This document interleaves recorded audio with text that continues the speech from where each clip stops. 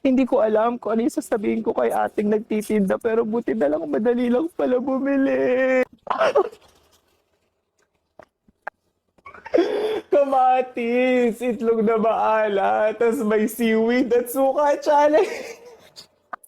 Ate,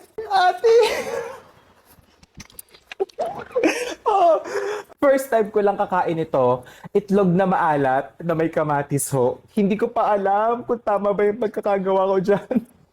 Pero sige, ayun na natin to. Ah, umpisa natin sa seaweeds. Seaweeds. Hindi ko alam kung paano ba to. Ah, lagyan ko siya ng pepper. Para alam niyo yun.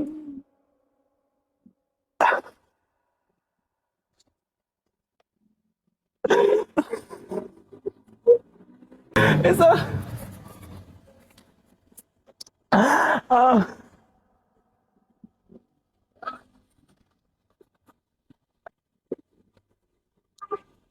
ah, ma, ate ko.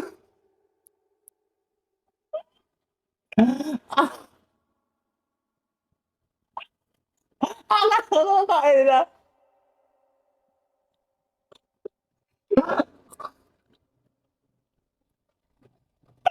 Ah, ah, ah, para siya sa... Ah, ah, ah,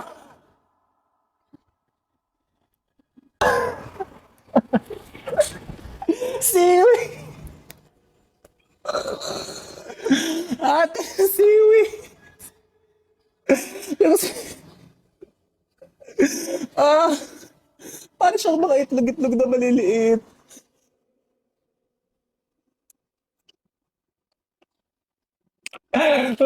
Ah,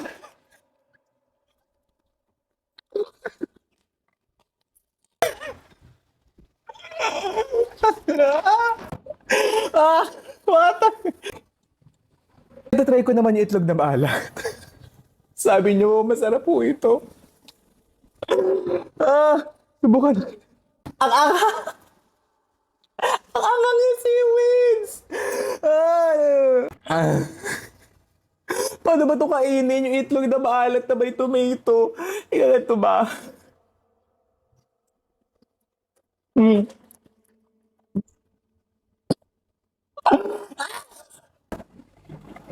Ah, itlog na maalat. Susuka.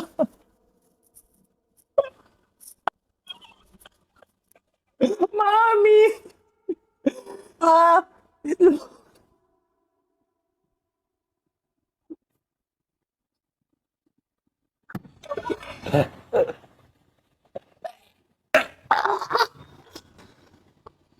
Hindi.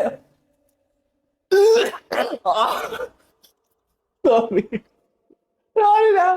Sorry na po.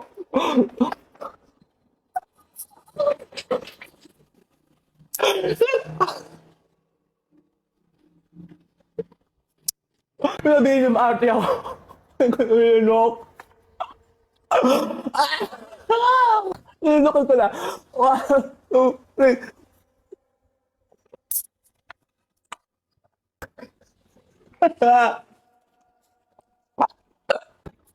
Tama na. Okay na mo ba yun? Nakalunok na naman ako ng isa eh. Nakalunok na naman ako ng isang kamatis, itlog na maalat, tsaka tong seaweed. Pero sige, subukan ko pa. Isa pa. Isa pa. Ah, seaweed. Pag nasabay-sabay na natin siya. Seaweed, tomato, and salted egg. Ayaw! Ayaw makuha ng egg. Uh, uh, ayan. Ito.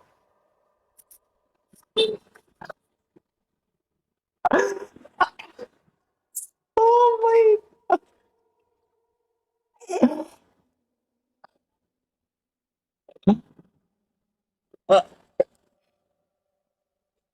Ah!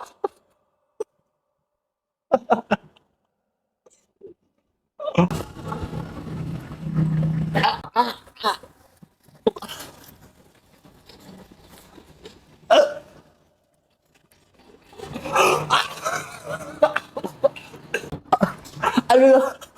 Ah, Nilulukin ko na. Nilulukin ko na. Paano daw? Paano daw siya?